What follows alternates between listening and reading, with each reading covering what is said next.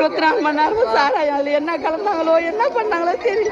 என் புருஷன் விடியா திமுக ஸ்டாலின் அரசு இன்னும் என்னென்ன நடக்குமோ என்று தெரியாது.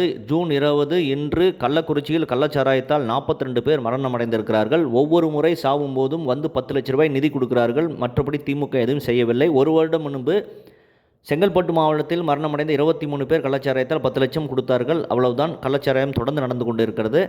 இதுதான் விடியா திமுக அரசு. 40க்கு 40 வெற்றியை கோயம்புத்தூரில் கொண்டாடினார்கள். இன்று 42 உயிர்கள் பலியாகிவிட்டது.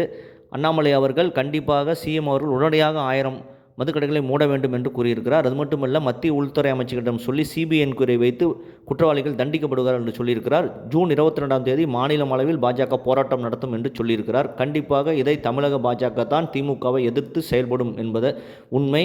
கண்டிப்பாக அண்ணாமலை அவர்கள் திமுக எதிராக தீவிரமாக செயல்படுவார். உங்களுடைய கருத்தை கமெண்ட் செய்யுங்கள். சேனலை ப்ளீஸ் சப்ஸ்கிரைப் செய்யுங்கள். நன்றி, வணக்கம், ஜெய்ஹிந்த்.